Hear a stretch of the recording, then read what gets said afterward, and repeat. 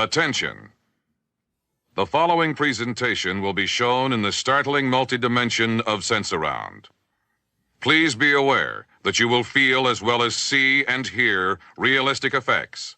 The management assumes no responsibility for the physical or emotional reactions of the individual viewer. Mike O'Mara, Radio Entertainment.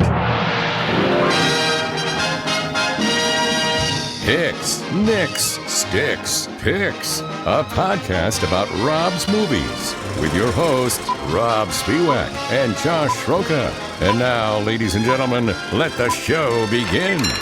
Welcome, folks, to Hix Nix Stix Pix, and I know you're probably dreading this episode, and I'm going to guess the main reason you're dreading it is how excited I am about it. For me? Yeah.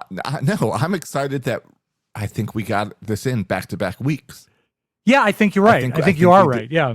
But we didn't take weeks between. And yeah, no, I know you're excited about this one, but it's good timing. We just went to King's Dominion together. Yeah, we went together, and we're going to drop something special on the TMOS bonus show this week. That is kind of neat. I don't want to reveal it now, but great time to pick up the bonus show. But it amazes me, Josh. I have watched this. Today's movie is Rollercoaster, 1977. And I've seen this movie no fewer than 50 times. And that's a genuine guess, because for years when I took my kids to King's Dominion, I'd come home hot and usually with wet shoes because driving home after going to the theme park and you go on the water rides, crack a beer and watch this movie every time. Now, a close second would be watching the Brady Bunch episode where they go to Kings Island, because that's a sister park. And that's what I was familiar with. Okay, so you know a lot of the sites and the layout, yes, but you're familiar with the Yogi Bears / yes. Blueprint, what do you call it? A mix-up that drives that whole two-parter. Blueprint mix. Yes. Yeah. As far as television, but as a child, I went to King's Dominion. Yeah. So I recognize stuff through that too. That, by the way, that Brady Bunch episode is really, really maybe Alice's best episode. She makes that episode work. Maybe we can do a mini episode on the King's Island. Brady Bunch? Yeah, on the Brady Bunch. Okay. So anyway, here we are. We're going to do Rollercoaster, 1977, starring George Segal. Oh, I have music. Let's play the music. George Segal, Timothy Bottoms, Richard Widmark, Henry Fonda, Charlie Tuna, Sparks, and Helen Hunt. Now, I want to read those names one more time, and afterwards tell me how many of them you know who they are, okay? Well, one, and I didn't realize it was her. Okay, so George Segal, no? I know the name. Okay, but, I mean, did you know him from, like, the Goldbergs, where he played Pop Pop? Oh, yeah, that's where I know him from. Okay, very good. He was also a big, a regular on The Tonight Show in the 70s. He'd play a banjo. So he was the main character. Well, he was the grandfather. I should have looked that up. Yeah. And he was no. I mean, in this, he's the main character. He's Harry Calder. Yeah. Yeah. All right, I got it now. Okay, Timothy Bottoms as the mysterious young man. Richard Widmark. Anything? No. Okay, Richard Widmark was sort of a new crop of actors after World War II that specialized in playing creepy, over the top, unlikable characters, because that really wasn't a thing before the war. He, I believe, was most famous for a scene where he pushed a woman downstairs and she was in a wheelchair, and he had a wicked laugh. He plays a good guy in this. Charlie Tuna? Don't know. Okay, the disc jockey at the end. Okay. Sparks, the band playing. No? Yeah, I wasn't familiar with them either. Okay. This Henry didn't Fonda. really take them to the next level. Okay, yeah, no, it did not. Henry Fonda? Again, I know the name. Okay, on Golden Pond? No, I don't. Okay. I've never seen anything with them. Okay, and of course, Helen Hunt. Yeah, I know her from. She had a couple movies and a show. Yeah, Mad About You. That's what it is with Paul Reiser. Yeah, okay. Written by Sanford Sheldon, but more notably, Richard Levinson and William Link. Music by Lalo Schifrin. Special visual effects by Albert Whitlock, although he was uncredited. Anytime in the 1970s they had like a massive background that was a matte painting, Whitlock was the guy. So I think he's responsible for some of the big horizon shots in this movie, although he was not credited. And it was directed by James Goldstone and presented in Sensurround. Universal Pictures, 1 hour, 59 minutes. You played that at the beginning of the show. Yes. What is Sensurround? Okay. Is it more than just it's more than surround sound, right? It's not surround sound at all. All right, And they so would it's- make it seem like it was like special recording technique. All Sensurround was, and we'll get into it in more detail later, was they'd crank up the bass on the actual soundtrack, put massive speakers in the theater, and that way the theater would like shake when it's kind of what do they call that? Well, Xbox, it's like DX box, a D-box type yeah, thing D-box, now, yeah. where D-box is like the seats have a MIDI track to tell Right. to go left, right, up, down. Well, shake. this just shakes because it's loud. They only made, I think, 4 movies in Sensurround, and it stopped. And do you know why? Yeah, because theaters didn't support it. Well, Theaters wouldn't want to put money into bigger speakers. that was part of it, but the main part is that older theaters they were having their ceilings crack and crumble Okay. from Sensurround Well, because they you were know- not designed for that much bass. Well, they fixed that in the 90s, where they came out with a product called the butt kicker. Are you familiar with what the butt kicker is? Wasn't that your nickname? Well, no, not in this regard. What is the butt But, kicker? The butt kicker is a little motor that you would strap under your seat, Yeah. and you'd bolt it to your seat. And instead of your seat shaking from the bass sound, it would be tuned to the bass, so the motor would shake your seat. Now, that was actually based on something invented by a man whose movies we haven't watched yet, but we will when we come up to spooky season, William Castle.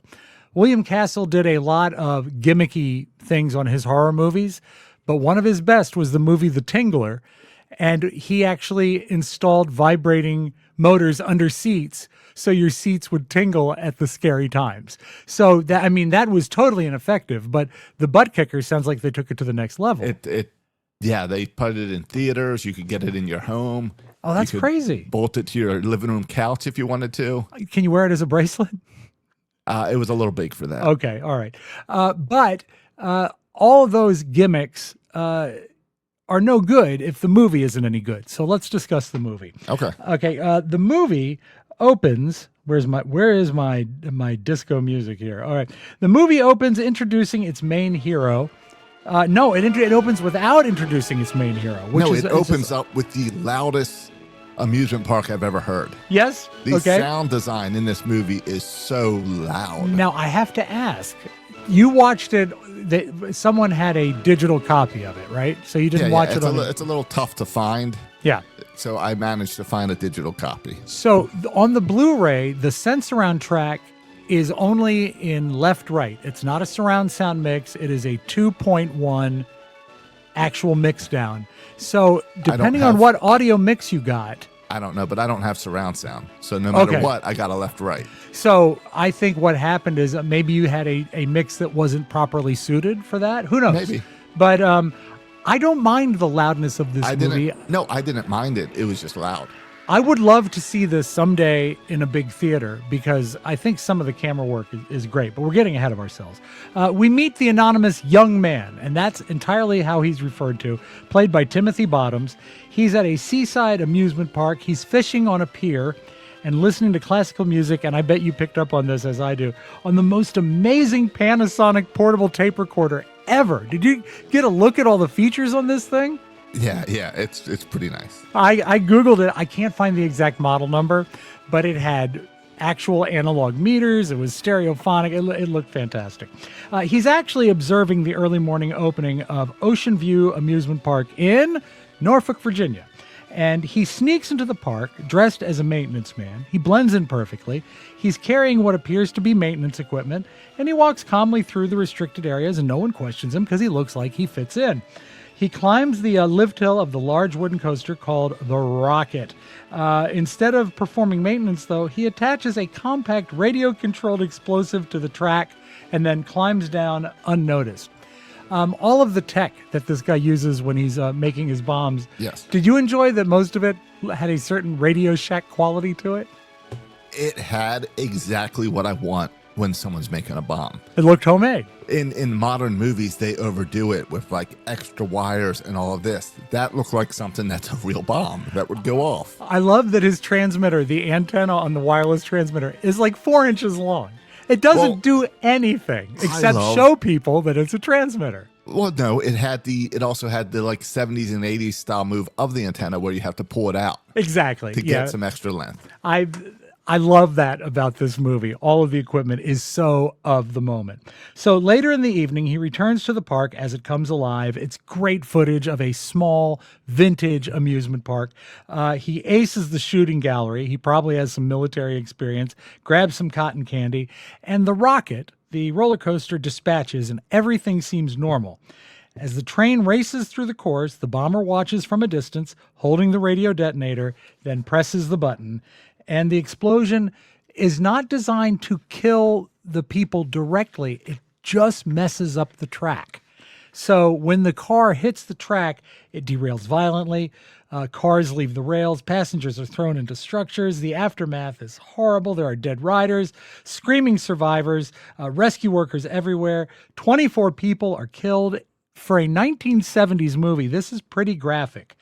And this is another situation we've talked about in the past, like in Rosemary's Baby, when something really evil is presented in an innocent environment. It makes it much more, I think it hits harder. And the crash was fun because it's easy to just do an explosion that blows things up. Right. Here it was to derail and just shoot the train cars into different directions. And there were some obvious mannequins at play. Some of the people were real. And the logic of how they shot out at different locations, one car at a time, made no sense. No, but it was still fun. It was so great to watch. Did you ever, when I was in college, the game Rollercoaster Tycoon came out? Yeah, I'm familiar with it. And I know there's been many releases in mobile, but on the first one, I remember playing, and one of the things you would do is you'd figure out, well, you just have to get people into your park. Okay. They don't have to leave. So what you would end up doing is everyone I know ended up building a roller coaster that would shoot the cars. And as long as the people died outside of the fence, you didn't get charged for it. And that's what this reminded me of. Well, you are quite the roller coaster tycoon, Josh. This was a very graphic scene. I think it's effective. However, documentation says they made it less graphic to avoid an R rating. So I would love to see the original cut to see how far they went with it. What do you think? Arms and limbs and stuff are who knows? coming off? Who knows? And maybe they just screamed out the F word because you can't say the F word in a PG movie. Yeah. That would be great. But it's the 70s, which in our movie means unnecessarily nudity.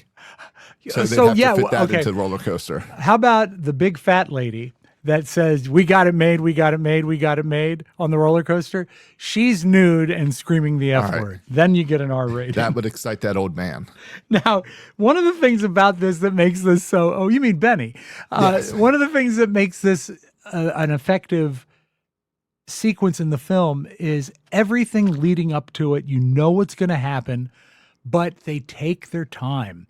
And I mean, it's a fait accompli that they're going to die. But they even give characterizations to the people that are riding it. The sounds are great. The direction of watching the coaster come to life is great. They do a really good job of you seeing the bomb be placed. Yep. And then move on to other things so that it builds up anticipation.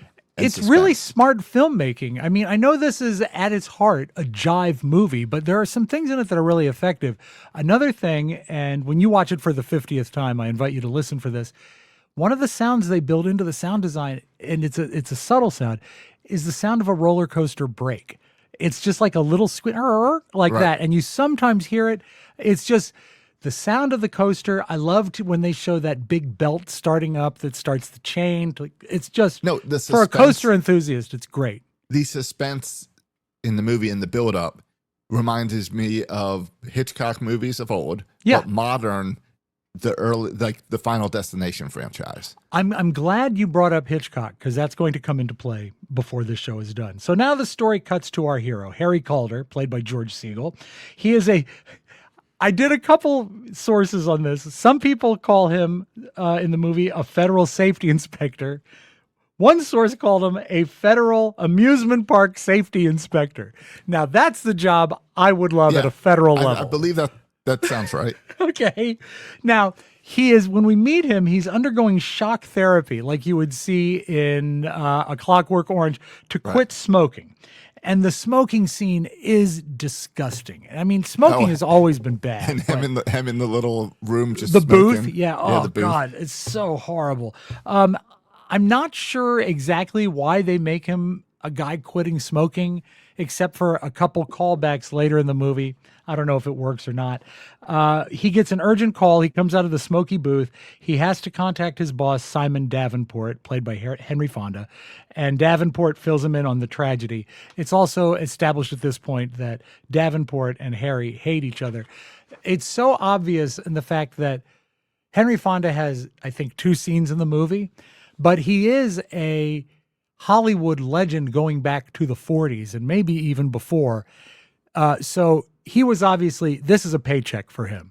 He's barely acting. He's barely in it. Yeah, or doing it for a friend. No, he does. No? He wouldn't do it for a friend. Not All this. right. Not this movie. I mean, you go back to like some of the. Because it is. It's a small role. It's a couple yelling on the phone. Yeah, Mr. Roberts. He's amazing in The Grapes of Wrath. All of these are great films, but is obviously this. They just want his name on the poster. So ironically, Harry had inspected the coaster a few weeks earlier because, as you know, he's a federal roller coaster inspector. I really want. Had I known that job existed, Josh, I might have been a government guy. Yeah, except I think you need to go to like engineering school. No, all you need is a blue suit, which is what Harry Calder wears. Now you could be the villain. That's true. That's true. I could be the young man. So he investigated and checked out the coaster a few weeks ago, and it was fine. He says something doesn't fit. The coaster appears structurally sound, so he starts talking to the workers. The old-timer, the previously mentioned Benny Nelson, I don't know who played him, he says he saw someone working high on the track earlier that morning. Well, because the guy that works at the place walks the track every day. Every day. And I think that actually is true at theme parks. I hope that's true. I doubt it is. The problem is that no maintenance crew had been scheduled to do that walk at the time Benny said. That's Calder's first clue. So cut to the young man. He is traveling to another amusement park in Pittsburgh. Hi, Jim Amato. And it's a one-day trip. He lands in Pittsburgh. He rents a car. But this time he doesn't derail a ride. This time he starts a fire inside a dark ride attraction at Wonder World. Dark ride attraction, you see them at Disney all the time. It's usually like a tunnel ride, and like a tunnel of love or what do you call it? It's Peter a Pan's small flight. world, Yeah, Pirates exactly. of the Caribbean. These are called dark rides. He starts a fire at Wonder World, and the fire causes panic and significant damage. And Calder, still battling his cigarette addiction, he's fantasizing about cigarettes as he's driving in a very cool Ford Mustang. Would you love to have that car? Yeah, but you know how bad that car smells. I know. Yeah, He's you're right. Smoking. And you know what? If it's a convertible, even the roof smells bad. So he and his girlfriend pick up Calder's daughter, Tracy, who is Helen Hunt. This is her movie debut. And because he's an absentee parent, he takes her to a pet store to buy her hamsters against her mother's wishes.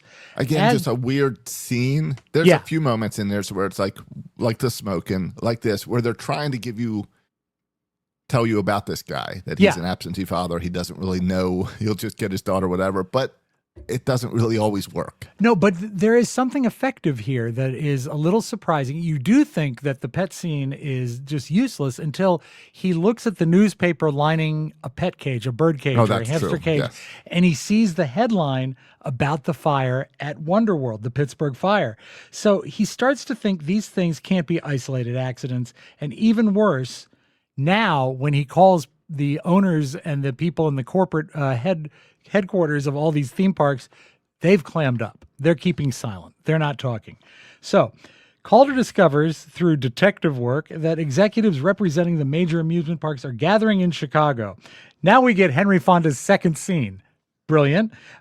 He's arguing with Calder about whether or not Harry can fly to Chicago to investigate.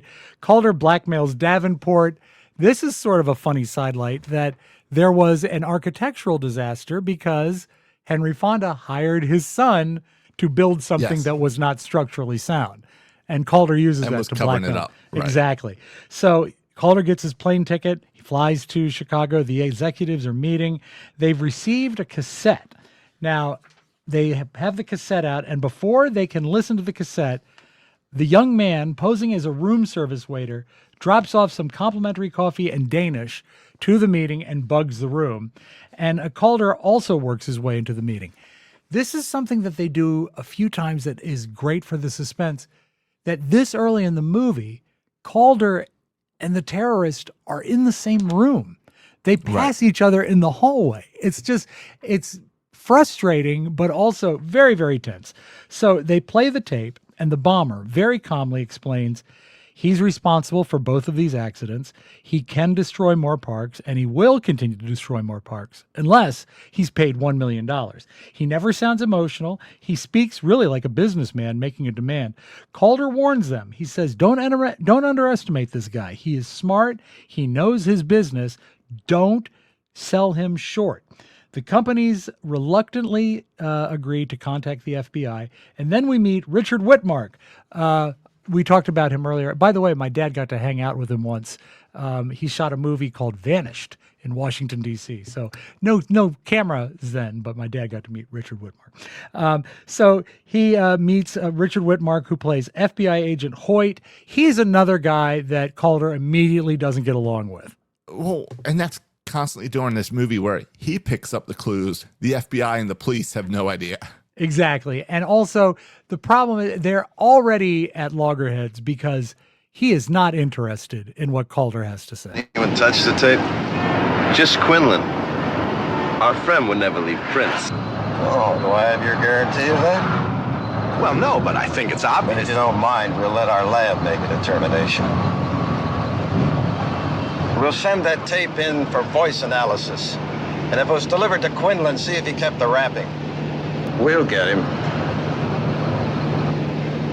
So great when he rolls his eyes because he knows this guy's a tool. I mean, he's so into it. And, and the FBI just doesn't grab on because he's frustrated. Everyone else is focusing on catching the terrorist, but they're not trying to understand why the attacks and how the attacks are being carried out. There's something deeper going on. Hoyt basically removes Calder from the case. I think it's funny when he says, we'll send a letter of commendation for you, and then just sends him on his way. Then the movie's main plot pauses for a minute. We see Harry Calder at home. These scenes establish him as divorced and lonely. He's competent professionally, but not happy personally. And these quieter moments make him an unusually ordinary action hero. It's a weird role for him to be the protagonist in what is, and I don't know if this is a mystery, a suspense movie. There's some elements of horror to it. But, or is it, at times it almost feels like a classic newspaper drama where he's in the busy room and, you know, they're picking up clues and stuff. But it's a more suspenseful action movie. And it's great. I think that Segal does a great job playing a weird role. I mean, it's not a usual role. Yeah. This is not something you could drop Stallone in or anything like that. It's just a peculiar sort of fit. This is when Calder gets an anonymous phone call. It tells him to take a vacation in Virginia. Then Foyt comes back to tell Calder that he needs to be the contact guy with the terrorist. Calder realized that the phone caller was the bomber. So Harry is headed to Richmond, Virginia. Point of order. It's easy to say Richmond for King's Dominion. No one's going to say Doswell, Virginia in a movie. Doswell, all right? It's 30 minutes away, but, you know. I mean, I'm splitting hairs. Right. Okay. So he heads to Richmond, Virginia. King's Dominion Park. Yay! The young man calls Harry again before he leaves and explains why he selected Calder. Calder is the point of contact from the terrorist because Calder was the one that realized he was not to be underestimated. So we see King's Dominion opening up in the morning. It's my favorite shot in the movie because they walk into International Street and we see the fountains go up.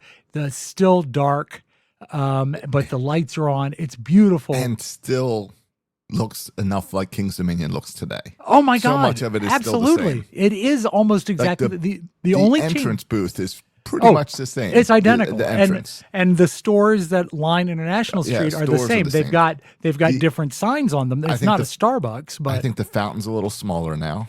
Well, no, the thing that makes the fountain look smaller is there were no trees then. Because the park had just been open for like 1 year and now it's tree lined. That was huge because it makes the park not only look nice, but it really helps with the temperature. When the trees grew up, it helps with the But like pavement. Candy Apple Grove, Oh, it's looks the same. It's Yes. the same as it is now. I think it's one of the reasons why I love the movie so bad. But King's Dominion opening up is gorgeous. We see Candy Apple Grove. We see Lake Charles in its original format, which is a man-made lake that was made much smaller. It's still there, but in a smaller way. It doesn't have that giant fountain. No. Which is too bad. And also, for old people like me, they used to have like a water skiing stunt show on Lake Charles. I do remember that. Which was really cool. So they're all looking at all this stuff. The bomber has ordered Calder to deliver the ransom personally at King's Dominion Amusement Park in Virginia. Calder carries a suitcase carrying $1 million. It's in hundreds and fifties. How heavy would that be? It would be pretty heavy, wouldn't it? It sounds pretty heavy. Yeah. So the FBI floods the park with undercover agents, and they're not spotted because, of course, in July in Virginia at an amusement park, everyone's wearing a coat and tie. It's likely to become a suitcase switch. They know this, so they put a wire on Calder, and essentially the game begins. Hoyt and the FBI observe from a KD maintenance van. Love it. And the bomber never appears openly. Instead, he calls Calder reportedly and calls him from payphones to payphones, and right away he's on top of it. He orders Harry to remove his mic.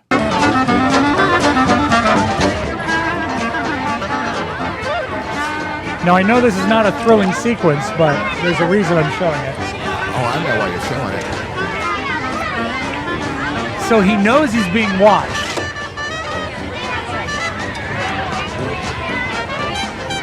And he shows that he'd put the microphone in the trash can. Also, it's pretty funny when the kids look at him like he's acting like a crazy guy. I think it's just fun that kid is watching him. And it's in that little that cover is still there. Yeah, it is there. It is almost like, there. Yeah, it's like in that movie, it's like covered barely with any foliage. It's like a wire trellis. This is what it looks like now. I took this picture just this weekend, and that's the exact spot. And essentially, that's the trash can that he would have used. Yes, you're right. Which is, for me, I think that's pretty And by cool. the way, I looked it up. That briefcase, 40 pounds. That's heavy. It's and pretty you know heavy what? for him to be carrying it around with one hand. Yeah, and besides, I mean, back in those days, it's not even a rolling case. That's like a Samsonite. The suitcase itself weighs 10, 15 pounds. So the kid watches him, and the kids will continue to look at Harry Calder as he does silly stuff throughout the movie. He's also ordered to buy a custom hat near the Mason-Dixon Music Hall, and he is informed there is a bomb in the park. Harry, at that moment, receives a mysterious package from a delivery boy. It is a two-way radio, so he can talk to the young man who we know is at the top of the Eiffel Tower, but Harry doesn't know this. Yes. I feel the FBI should have figured it out because there's not many places in the park where you can see everything. Well, they had one guy up there, and he was like a lazy FBI guy who really didn't care. That would have been, that's another job I could have done. If I couldn't be a federal roller coaster inspector, I could be the lazy FBI guy. So rather than simply collecting the money, the bomber turns Calder into his puppet, and Calder goes through the entire park. He rides the Vertigo. He orders him from ride to ride. He rides the swings, the Animal Safari monorail. Now, the Safari's gone. That's the not there Safari anymore. is gone. Vertigo, I think, is gone. Vertigo is gone. But the swings are there. Swings are there. And here's something else that he rode that is still there. The footage that I again took last weekend, that is the same carousel, the same merry-go-round. And we rode that together. Oh, there's some audio on the TMOS Extra next week about this. But I think it's very cool. And that is not only from when the park opened in the 70s, it's actually a revamped coaster. I'm sorry, a revamped carousel from the 1910s. It's very, very ancient. One of my favorite scenes, he wins a carton of cigarettes at the ring toss. that was an actual prize at a theme park then, that you could win a carton of cigarettes. And that's one of the times that makes me think, is that why they have the entire subplot of him? Did he win the carton of cigarettes at the ring toss or at the Guess Your Weight? No, he won it at the ring toss. The Guess Your Weight is coming up. Then he grabs the front seat. I bring it up because when we were at King's Dominion, you told some kids, that they used to give away cartons of cigarette at the Guess Your Weight. That's true. I might, you know what? So I'm wondering how much of your own memory as a child has turned into this roller coaster. I might be lying. But you know what? I like to lie to people sometimes. I think that's fine. Lying is good. It makes people question the truth. All right. So then he's ordered to get on the Rebel Yell. He gets on the blue train. He's in the front seat. He has to ride it multiple times. This is the one scene that I would have loved to have seen in a movie theater. Fun on the coaster, Harry. He's being watched by the terrorists. Riding the son of a bitch again.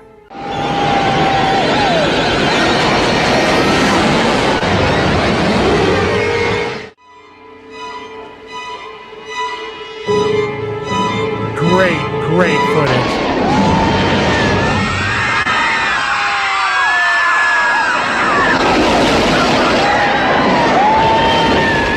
And also clever direction with that spin on the camera that makes you think that the car may have left the tracks. But that is amazing footage. I love how relaxed he is just sitting in the front seat. Yeah, and he had to ride it over and over again. So that's now the Racer. Yeah, right? the Racer 75. They've renamed it. Mm-hmm. Yeah. Then this is when he gets his weight guessed. And this may shock you. The girl who plays the attendant at the Guess Your Weight booth is not a professional actress. Sir, your suitcase?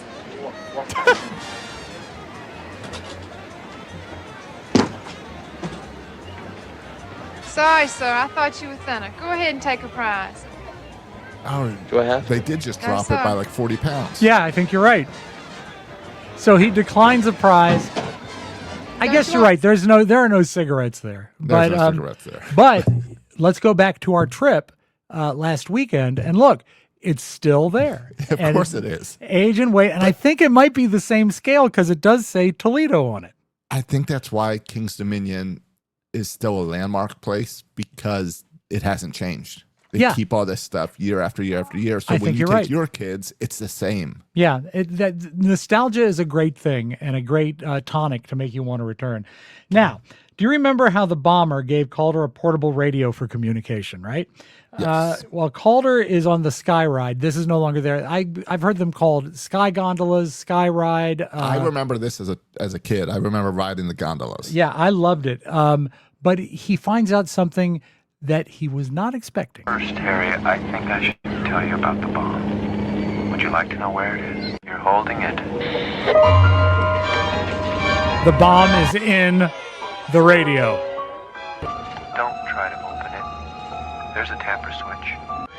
And don't throw it, Harry. It will explode on impact. And don't leave it behind. I want to see it in your hand when you get off. The gondola would take you from like one side of the park to the other. Yeah, exactly. And the plot twist of having the bomb in the radio is, I think, one of the most clever things in the movie because you so don't see it coming. It is really, and it puts him in such a bad situation. Also, you get beautiful shots of the midway of Candy Apple Grove, and you see some of the vintage characters. Yep. I spotted Yogi Bear and at least 2 of the Banana Splits. So now you know. So Calder realizes if he throws it away, it'll explode among the guests below, and he has no choice to keep carrying it. The sequence is very tense because he doesn't know what to do, and he has to show restraint than rather show action. And then, of course, we get to see my buddies, the singing mushrooms. This is modern footage of the mushrooms.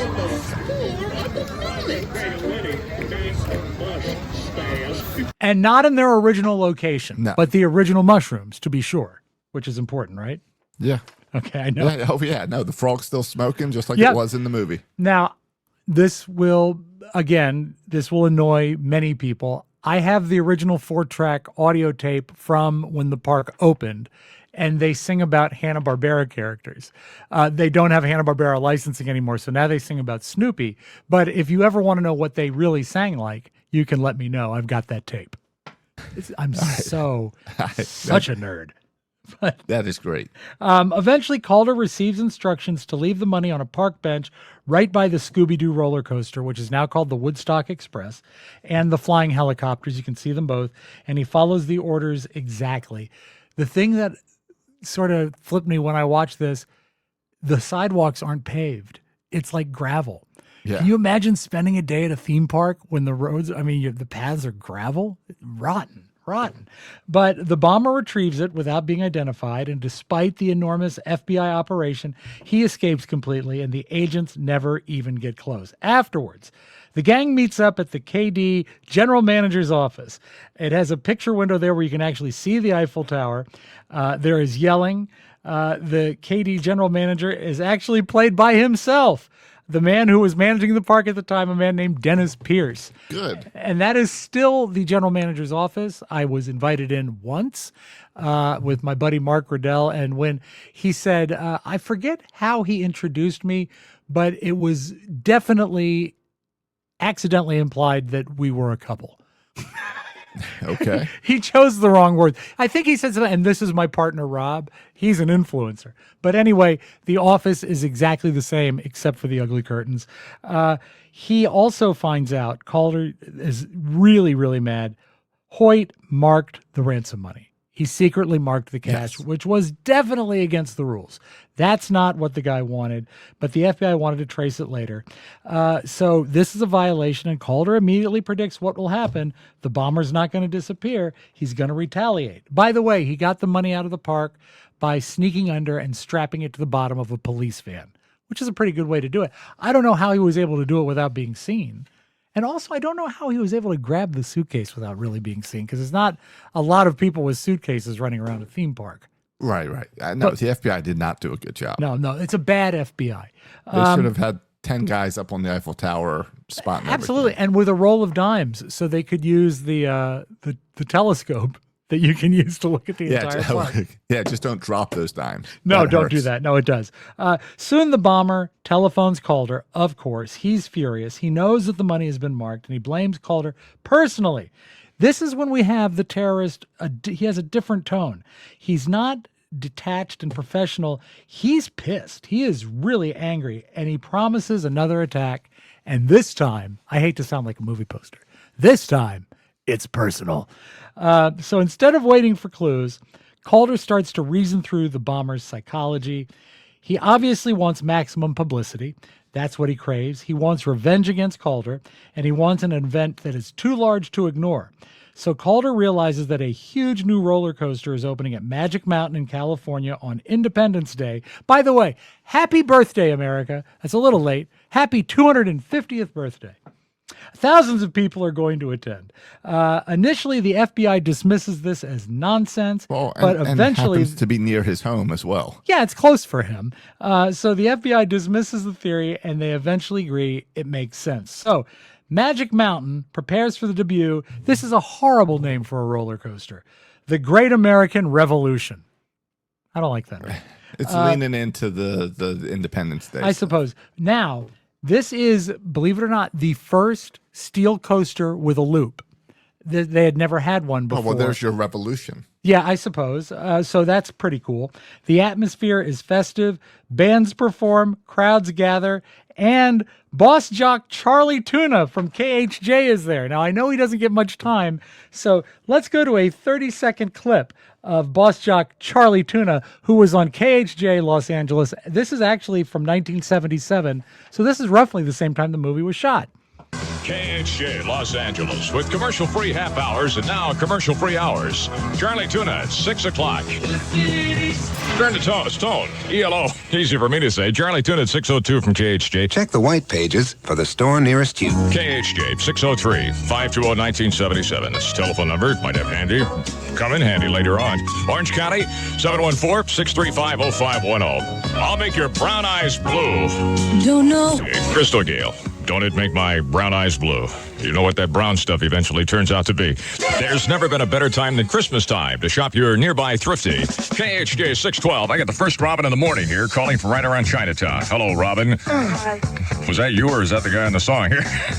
What I wouldn't do with that voice. That voice, man. Yeah, Charlie Tuna. Well, some people were just born into it.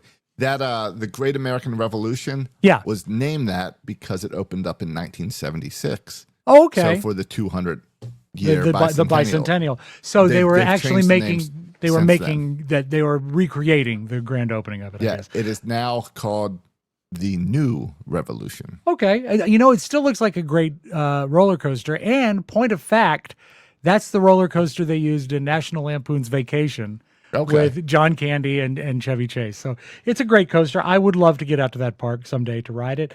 Charlie Tuna passed in 2016. But everything is designed as a patriotic media event. Television is there. A radio contest determined the first riders. The mayor is there. And Sparks is there. And I don't understand why. Well, Just because... to add... I guess they're there to make noise and distractions. Yeah, and also, it's the grand opening of the coaster, and it's a radio promotion, too, of course, right? This song is called Big Boy. They do 2 songs. Fill Her Up, and this one, which is called Big Boy.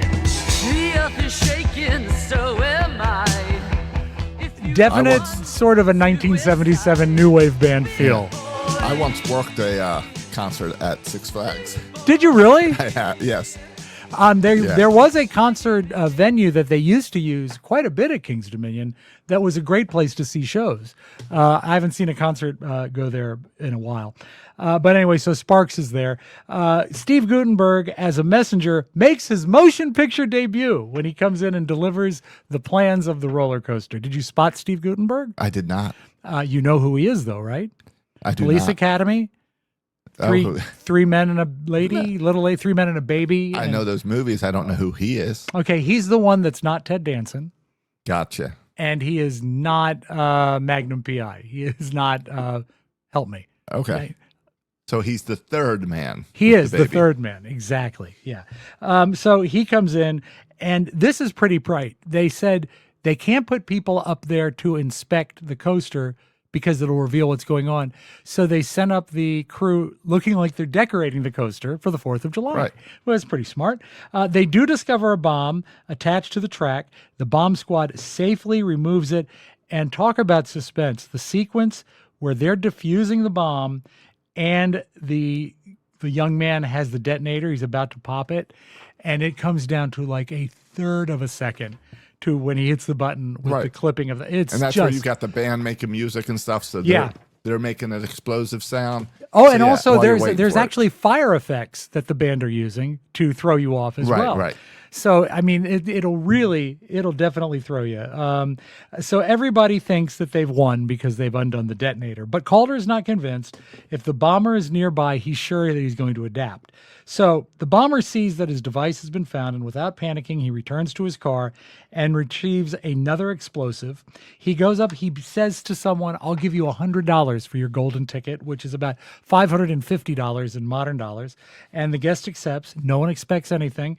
And he gets on the train of the roller coaster, and he actually quietly hides the replacement bomb underneath the seat. So now he's going to bomb the train and not the track, which is exactly what's going on. So everyone around him enjoys the ride. The sequence is especially tense because the audience knows there's danger, but the riders do not. This is known, Josh, as dramatic irony, when the audience knows to be nervous when the people do not.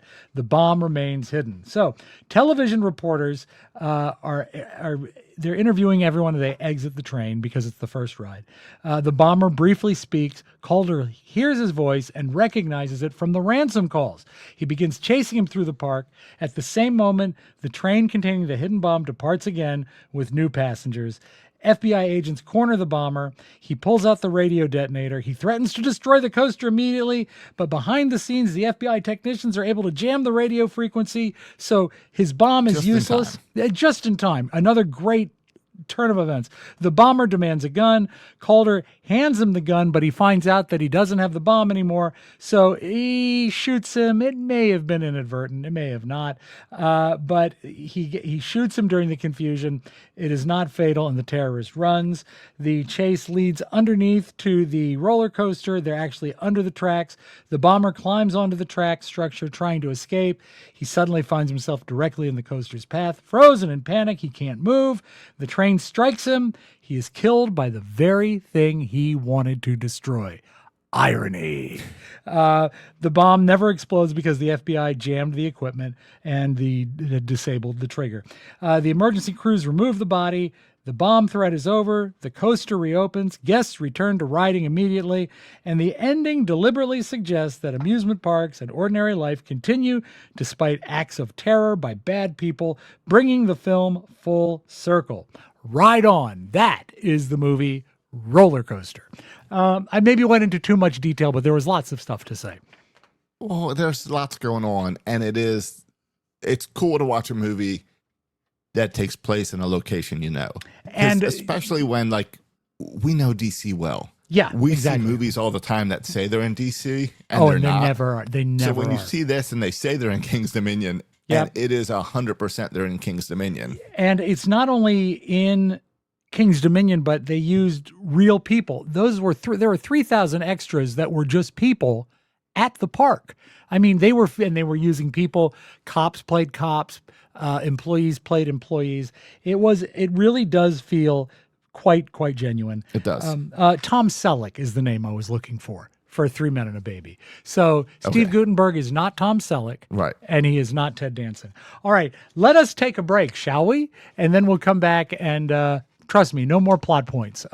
But if you didn't watch the movie leading up to this, obviously you don't have to now, because I believe my description of it was just slightly longer than the movie. We'll be back after this. Sparks! Fill her up! Now, it's funny, you asked about Sparks. They had sort of a following at the time. They collaborated with the Go-Go's. They had a hit record with Jane Weedland, and they are still performing to this day. There was a documentary that came out about them a couple years ago. They were the third choice to be the band in this. First, it was to be the Bay City Rollers. Then it was Kiss, although to this day, Gene Simmons declines that he was ever asked, but they were. Kiss makes sense as far as you want pyro and stuff to the fire distract. effects. I was thinking that exactly, but they chose Sparks. And to this day, Sparks, when asked about the biggest regret of their career, which is a 50-year career, their biggest regret is appearing in the movie Rollercoaster. Oh, that's silly. That's silly because that lasts forever. I know. I think it's pretty cool. So when we talk about this movie, we said already that George Segal is great in an unusual role. He's not a typical hero. He's not a policeman. He's a safety inspector.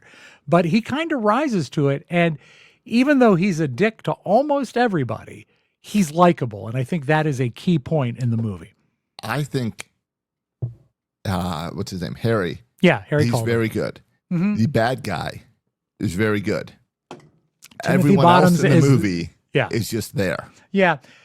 The terrorist, the young man, Timothy Bottoms, is such a great creep. He's great. Really good. Just like sometimes there's just a glint of a smile when something's about to happen that's evil. Not over the top. There's a lot of subtlety going on with his performance. I think he's very, very good. He's very good. I got completely pulled into the sound design and the cinematography of this movie. It feels more modern. It really does. Regard. It does. I love the way the movie looks. We talked, I think, in the past 2 episodes about Time Capsule. You'll never see theme parks that look like the way theme parks look in this movie because things have changed. Safety regulations have changed. Spacing regulations have changed. It's very cool that these are captured in such a brilliant way. Like something that is just an afterthought, like showing the lap bar going down on the roller coaster, the rocket, is so cool. Because you're thinking, do they have seatbelts? Do they have a harness? What is it? Well, no, it's just a simple lap bar. It's great. The movie was written by Lincoln Levison and another guy, but let's focus on Lincoln Levison for a moment. They created the show Columbo. And the story construction of this is actually Columbo-like. Because I can see that. Now, you probably did not binge watch the entire series of Columbo. I've seen some, though. You have a sick day from school and it's on. Well, the thing about Columbo, if you're not familiar, folk, is that it busted the template in that They revealed who the murderer was in the first 10 minutes of every episode of Columbo, and then it was working backwards to him solving it and proving it. In this, we know who the bomber is through the whole movie. So that's not the suspense. It's sort of like a backward storytelling. We already talked about the suspense leading up to the first disaster. The sound in the theme park is amazing. That roller coaster in the first disaster is called the Rocket.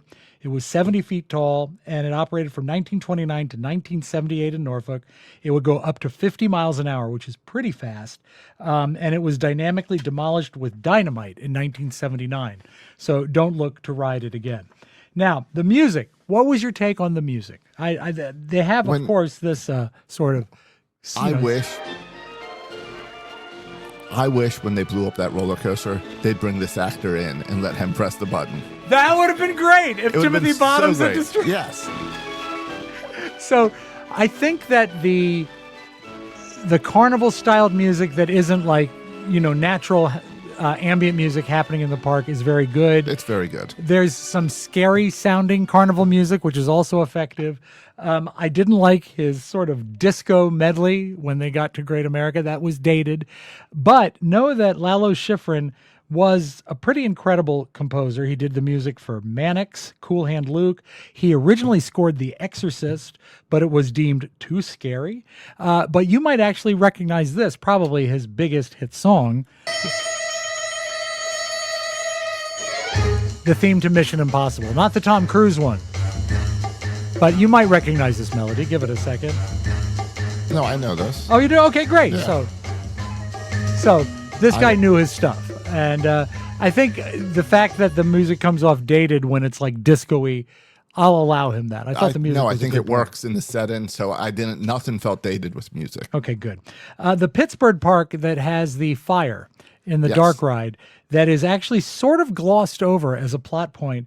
Wonder World was originally supposed to be the legendary park Kennywood, but they backed out at the last minute because when you start talking about fires and disasters, it's not necessarily great for the park. So they backed out. Yeah, that's what's interesting about this is that it's real places and you're doing things that I think, what's the line in it? Like, people trust roller coasters. Yeah, they said this is the safest ride in the park. Yeah. One roller coaster disaster, and you're going to stop riding roller coasters. Yeah.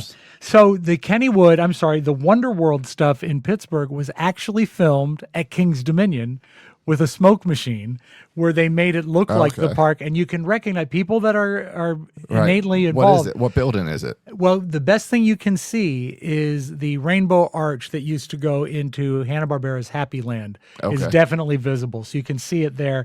But I think that's a good money-saving shot that they did there. Yeah.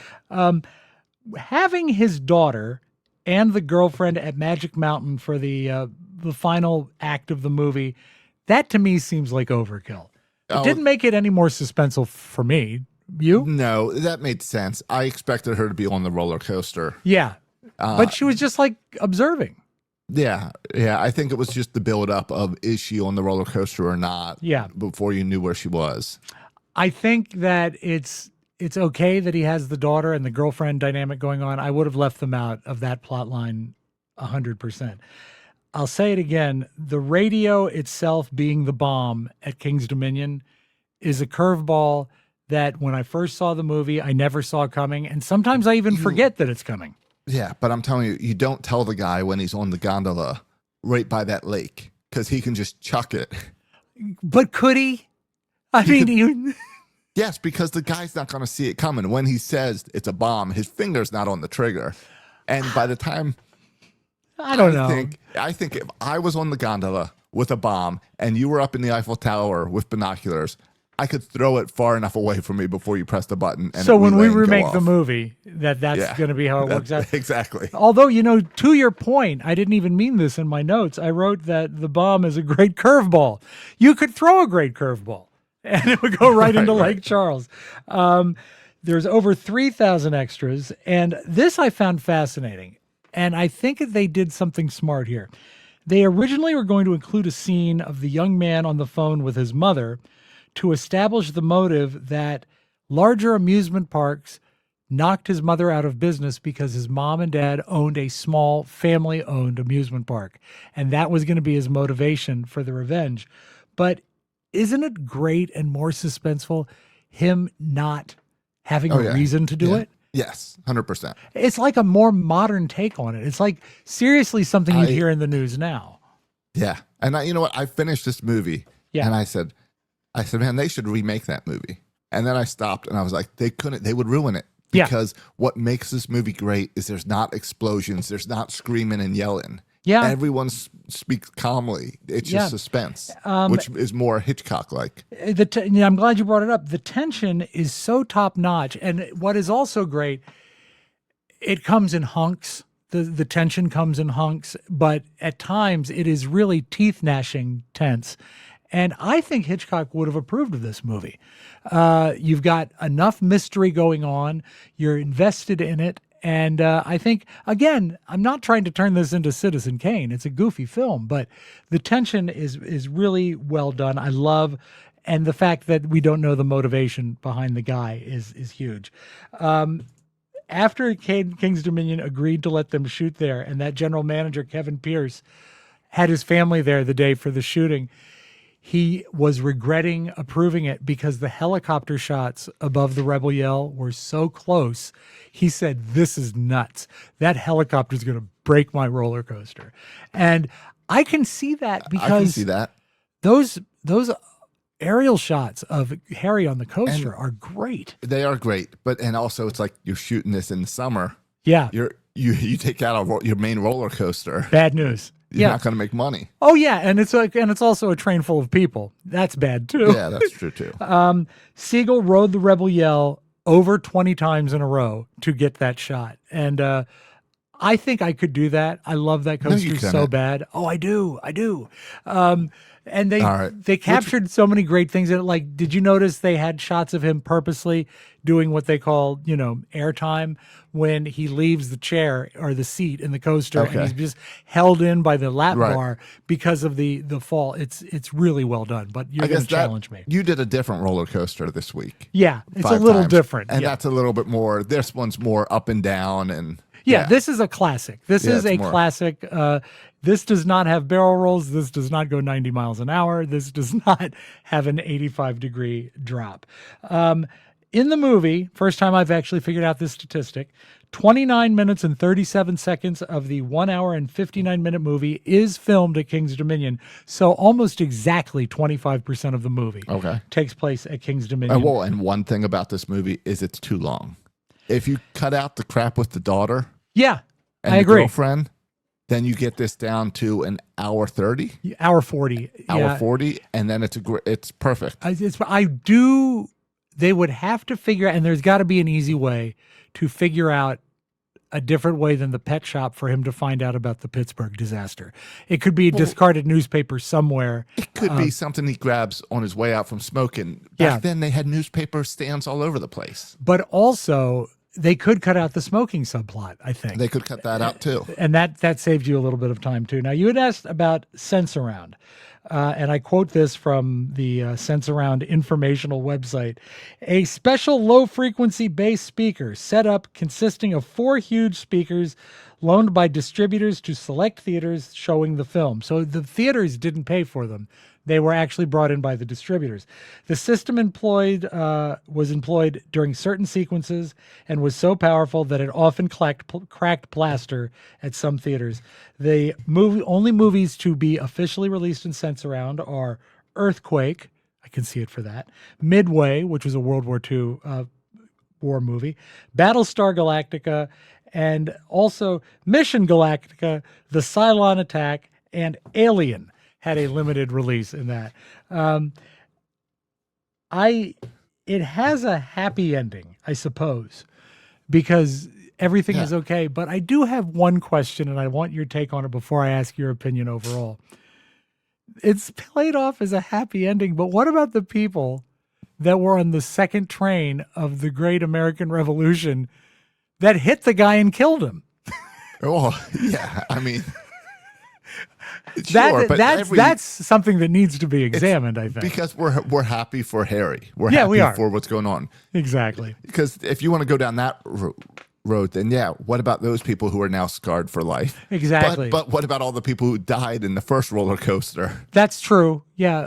Or saw the cars fall off. There's a lot of people who have to live with this for the rest of their life. Yeah. This is not it. Maybe that will lose a half point when we rate it because they didn't really think that through. That's a good question. Would you rather be on the roller coaster that hits a guy or be on the roller coaster that blows up? Oh, 100% on the one that hits him. I don't know. Because in retrospect, you're part of the solution. Okay. But then maybe just like let it blow up on me and then I just end there. Well, maybe, you know what? What if you're in the coaster train that hits the guy, but you're not in the front seat? What if you're in the back? That's not bad. That's not bad. What I don't want to be do. is on the roller coaster that goes off track. No, Those you don't want that. I don't want. Yeah, you end up in the caramel apple stand. That's no good. All right, so you had never seen this movie. No. Okay. Going into it, I've talked about it a lot. What are your takes on the film? What did you like? What did you not like? Going into it was I was excited to see some parts of King's Dominion. Okay. That I recognize. Yeah. I was shocked that I recognize it all. Yeah. That it's exactly how it is and always been. And even like the lion tour is gone. Yeah. But I remember that being there when I was little. Yeah. And just like the gondolas. I remember riding those gondolas. It's so fun. It's a blast. Yeah.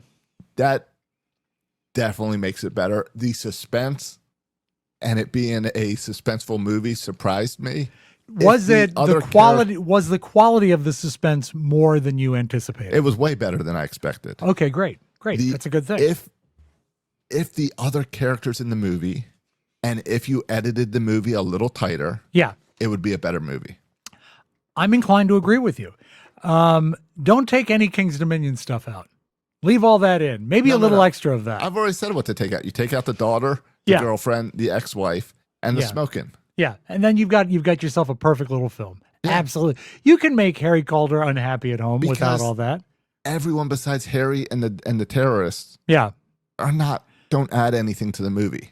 I think that Hoyt, the FBI guy, is pretty good to allow Calder to have an opposition when he's obviously fighting for right. I don't think Richard Widmark is bad. You need the whole FBI behind you. Yeah. You need the guys looking out. I do like the FBI team trying to find him and everything and just confused with why is he still on the roller coaster. I like all that. I loved at one point when he gets off the sky ride, the gondola ride, and Richard Widmark, Hoyt, says, well, where's the suitcase? And he says, oh, I looked away for a minute. Right. What's your name?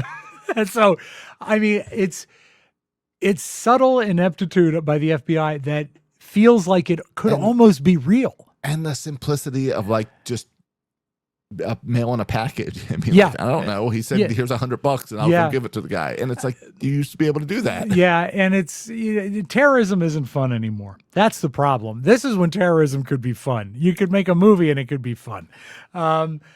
Is there anything you had a definite problem with? I know you said the movie before. You said the movie was very loud. Yeah, but that didn't bother me. Good. It's really the length. The length was my issue. Okay. There was unnecessary scenes. Mm-hmm. I did not actually have much that I wrote down as negatives. That's great. Did we hit your positives though? Yeah, positives are the scenes. Whether it's King's Dominion or not, like it just sucks you into that carnival. Yeah, it's aspect. Fun. I didn't like the final like argument back and forth at the end. I thought that was unnecessary. Yeah, I would have liked. I mean, I don't mind seeing the terrorist, the young man, hit by the roller coaster. The way it got there seemed a little forced, right? And I'm not sure I buy into Harry recognizing his voice. No, I bought into that right away because Harry's been hearing him on the phone all the time. That's true, and he did have the whole time with the radio. And that's what I liked, that in order for Harry to be sure, he had to hear the recording, so then it's a little distorted like it's on the phone. Yeah, you know what? So I hadn't even thought of that. Me in. Touché.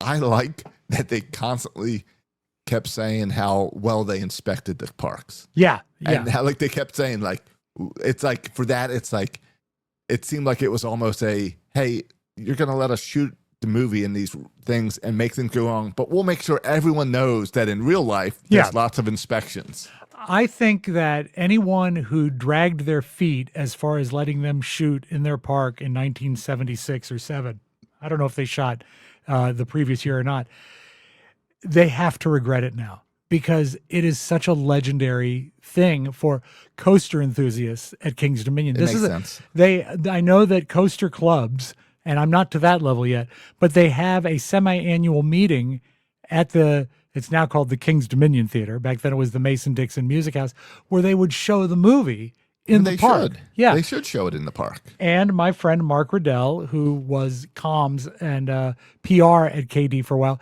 actually made a pop-up video version of the movie like they used to do on VH1, which is fun. Yeah, I wouldn't mind seeing that. Okay, cool. All right, before we go, I know that you watched it on a streaming service. I highly recommend the Blu-ray of Rollercoaster. It is not expensive, and the soundtrack really pops. I'd and recommend the color that as is well, great. because it's really hard to find on streaming. Yeah. Now, also, it's available on YouTube, by the way, if you want to watch it streaming. Yeah, if you want to watch it on YouTube, it looks like you're watching it through a fishbowl, though. It's not exactly the best print. This is pretty cool. This is a Japanese import of the original soundtrack with the Japanese. This is called... so the soundtrack got big enough that they sold it in Japan. Exactly. And this is called an obi wrapper, which is like an extra paper sleeve. Right. That you usually only see on Japanese imports, called that because obi means sash in Japanese. But it's a great score, and this does have the horrible disco music on it. So now that I've done my show and tell, and I've played you Charlie Tuna on KHJ and everything, I have to ask you this question. Out of 10, 10 being the best, how many embroidered Harry Calder novelty hats do you give to the movie Rollercoaster? You know I hate this. You know I hate when I have to give a good score. I know. And I started to taste this about 30 minutes ago. So I'm very excited. I enjoyed this movie a lot. Yeah, good. And this is, unfortunately, it is a 7. Oh, well, I don't know if that's unfortunate. I have to give it a 9. But you know what? I'll go 8.5 because, listen, I'm not immobile. I'm not immovable. You're right. It is a little too long. It's too long. Yeah. You cut out, maybe I should just make my own edit. But if I cut out 30 minutes out of it, it might make it a 9. Yeah, I mean, that's great. Or when we remake it, and I forget, you're Calder and I'm the boy, right? The young man. Is that how we're going to cast it? Yeah, we'll have to try both sides. Okay, and we'll have to see. And Mike O'Mara can play Foyt. I hope and from what I can tell from security at King's Dominion, I think we can still take a briefcase in. Absolutely. And also, you know what? There's one throwaway thing where Calder's getting on one of the rides and he says, "Sir, you can't take a briefcase on." And the FBI does a badge flash. So it's not, they're not assuming that you can do that. Although I'm not sure on a July day at the park, they would let him take up the front row with 2 seats for that long. Well, with the FBI badge, they will. Bad business. But I like that he's there in a full suit. Yes. And it's not out of place because that's what dads did then. That's what dads did. Absolutely. Okay, so Rollercoaster, one of our highest ranking movies we've done yet. It is one of the highest ranking. It is one of the few where I said, "Oh, I'll watch this again." Cool. And this is a fun one that could just be in the background while you're doing other things. Now, do you think your wife Kelly would watch this? Okay. No. What about Owen or Camden kids? I mean, they've been there. What if you just showed them a smidgen of the KD might be able footage? to get them somewhat interested with showing, hey, here's some scenes from King's Dominion you might remember. I bet it would be easier to get them to watch a few highlights from Rollercoaster than it would to get them to listen to this podcast. Oh, yeah, So 100%. take the path of least resistance. So I'm pleased. I call this a victory. Now, I held in my hand, and this is also my favorite part, and it feels so good after you did a good review. And I get really nervous because I enjoyed the last movie. The last movie was in color. The last movie was made in the 70s. Yep. Which means we're getting down to things before my grandfather was born. Okay, so Hix Nix Stix Pix 26 coming up next. That's what we have here. Let's open the envelope, and probably people made should in know. 1926. People should know that this is a real sealed envelope, and Josh has no idea what's coming up. Oh, this is a good one. Now, we mentioned Alfred Hitchcock. Now, we haven't done a Hitchcock film since Psycho. But I like Hitchcock. Okay. And also, this movie, with no spoilers, the climax does involve a merry-go-round. The movie we will be watching is the 1951 black and white movie, Strangers on a Train.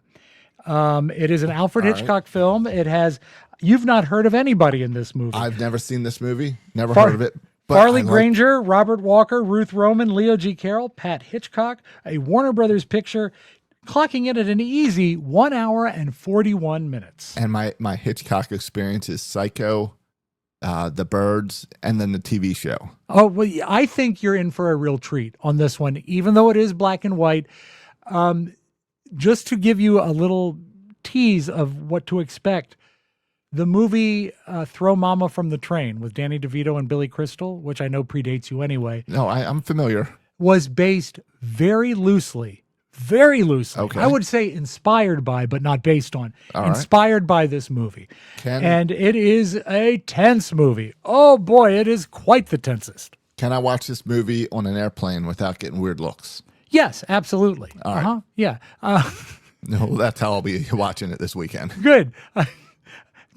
I mean, what would get you weird looks? You think Rollercoaster would get you weird looks. Rollercoaster would not. A softcore porn would. I mean, you can't do that. Yeah. What was like Wild Things or something? Yeah, don't do that. No. Or even like Game of Thrones. Yeah, that's true. There's too much nudity on airplanes if you pay attention to what people are watching, and I'm always amazed like they get away with it. Why are you watching that on an airplane? You know what else would be unfortunate if you were on the airplane and you were perhaps looking at Yankee Doodle Dandy and some of the blackface imagery. That would also be that is not okay. Holiday Inn also. Yes. And also, I think we should be applauded that we haven't watched a film with blackface in it in months. Good for you. Hey, good for all of us. Good for everybody. So yeah, that's our episode. Strangers on a Train, 1951. Can't wait. I absolutely encourage everybody to watch the movie before you listen, because this is the first time, Rob. Yeah. That you got me kind of excited to watch a black and white movie. I think you're really going to like it. I Every really, other really black do. and white I've dreaded. Yeah, and it's because it's short, right? No, it's because it's Hitchcock. Yeah. Also, don't forget, spot Alfred Hitchcock in the movie. Don't cheat. I don't want you to cheat. He does do a cameo appearance in the film, so look for him. All right. Now, this is a song they should have put in our movie. It's the Ohio Players. It's funky. I guess not your scene, huh? No. Didn't this come out after the movie? Probably almost concurrent with the movie. I know they don't, not based on the movie. I mean, like it came out timely after. I think it's pretty close. We'll discuss it next week. And last thought, we actually called out William Stillwell to do a one-off last week. No show. Not even a word. So come on, Goat. Yeah. At least, you know what that tells me? What? He doesn't listen. I think he listens. I think he just doesn't want to get involved. He doesn't care. All right, going on maybe the longest episode of Hix Nix Stix Pix. My apologies for that. We need to cut out the smoking subplot in this episode of the podcast. We'll be okay. Thank you so much for listening. Josh, what do they need to do to support us? HixNixStixPix.com. Head on over there. You can donate. Tell friends. If you can help get our YouTubes up to like 500 viewers, that would, you know what? I think if we pass 500 viewers, then we can plan a time to do this live. I would love to do a live watch along. I think that would be so much fun. So yeah, get out there and spread the word. And it's going to happen because of our new AI graphics, Josh, that you've done are beautiful. The AI, go over to our YouTube page. Yeah, absolutely. Just to browse the AI covers that just put Rob and I in the movie scenes of what we're talking about. You will be amazed at what a good actor Josh is. All right. Way better than real life. Thank you so much, everyone, for listening. Don't forget, next week, Strangers on a Train, 1951, Alfred Hitchcock. Thank you, Josh. Thank you. And we will talk to you next week. So long, folks. This has been Hix Nix Stix Pix, a podcast about Rob's movies with Robb Spiewak and Josh Schroka. Hix Nix Stix Pix is a production of The Podcaster's Warehouse. www.thepodcasterswarehouse.com. This is Dude Walker walking away from the microphone. Come back, dude.